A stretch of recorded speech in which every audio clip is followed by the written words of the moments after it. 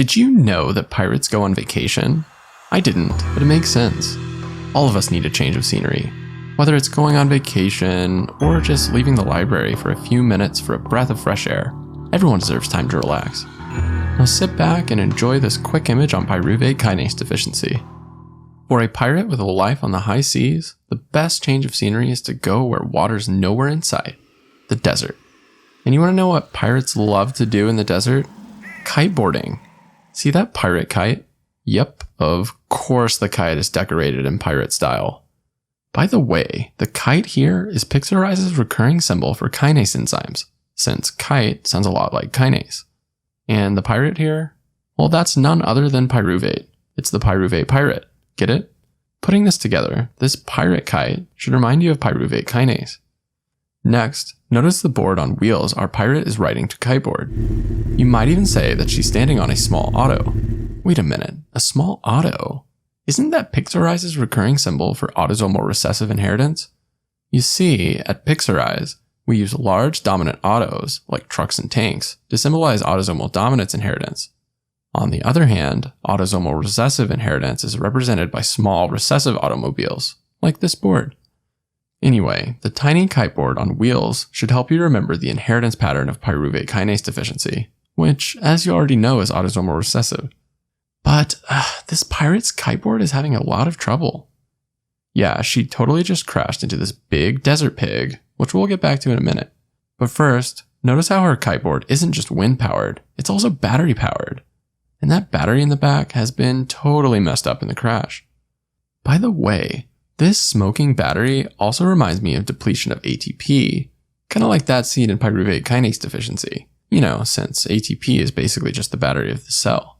Without this enzyme, cells quickly run out of ATP, and hence have no battery. So what does this mean for cells? Well, a lot of things. ATP is needed for pretty much every cellular function. But for those with pyruvate kinase deficiency, the cells that fare the worst are the red blood cells. Recall how red blood cells don't have mitochondria. This means that they rely exclusively on glycolysis for energy. Since pyruvate kinase is one of the major ATP producing steps in glycolysis, you can imagine how a deficiency in this enzyme might be a very bad thing for red blood cells. Speaking of red blood cells, did you notice the wheels of this kiteboard? Yeah, they look red and like eerily red blood cell shaped. Yep, one of these wheels definitely broke apart when the kiteboard crashed. See that shattered wheel below? This broken red wheel should help you remember hemolysis. You see, ATP is needed by red blood cells to maintain their flexibility as they travel through the body and squeeze through capillaries. The exact mechanism isn't so important for us, but you should remember that the lack of ATP in pyruvate kinase deficiency causes these red blood cells to become more rigid. These rigid red blood cells are more prone to being broken down, aka more prone to hemolysis. Now, before we continue, I want to take a brief moment to compare pyruvate kinase deficiency against another disorder of hemolysis, hereditary spherocytosis. Unlike hereditary spherocytosis, pyruvate kinase deficiency will not have a positive osmotic fragility test. To help you remember this, recall how we're in the desert. There's no water here, definitely nothing osmotic going on. Again, expect a negative osmotic fragility test in pyruvate kinase deficiency. Next, I want you to take a look at this pirate's decidedly spleen-shaped bag. This pirate must have taken a few anatomy classes because she's even got it slung over her left side. Conveniently, this spleen-shaped bag helps us remember the spleen, the primary location of hemolysis in the disease.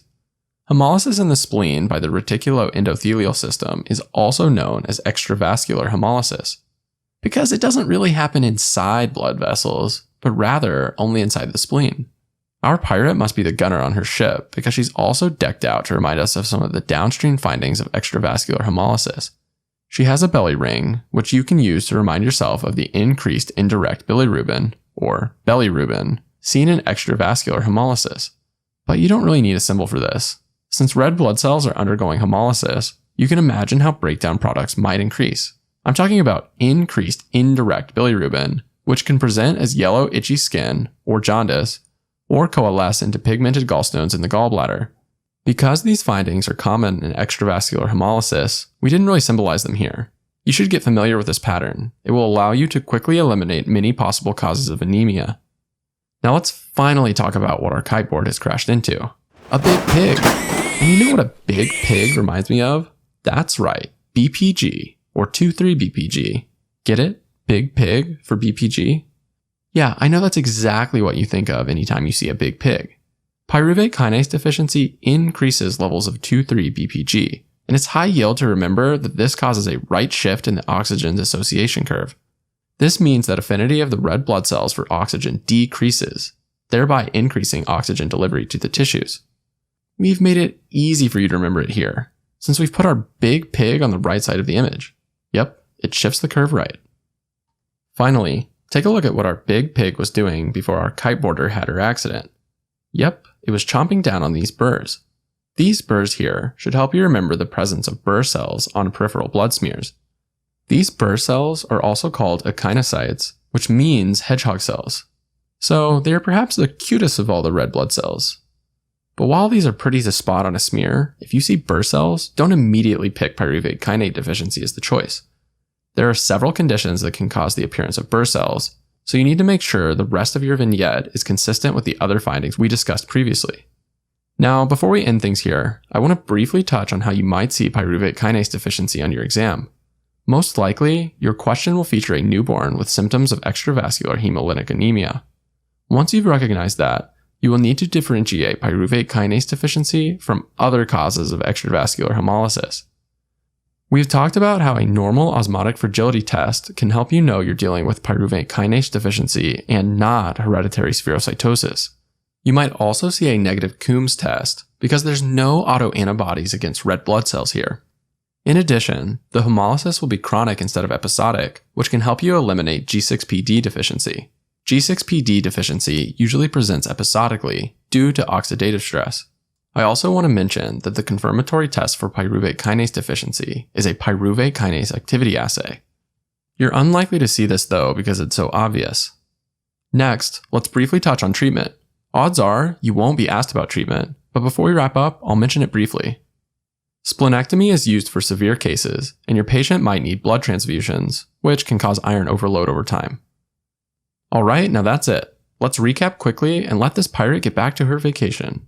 Pyruvate kinase deficiency is a rare cause of inherited hemolytic anemia. It is caused by defects in pyruvate kinase, which impairs glycolysis and in turn causes ATP depletion. ATP depletion particularly affects red blood cells, which undergo extravascular hemolysis in the spleen. In addition to signs of extravascular hemolysis, patients will have increased levels of 2,3-BPG and will have burr cells on peripheral blood smear. Great! Now we're actually done with pyruvate kinase deficiency. You should go take a vacation too. To the library.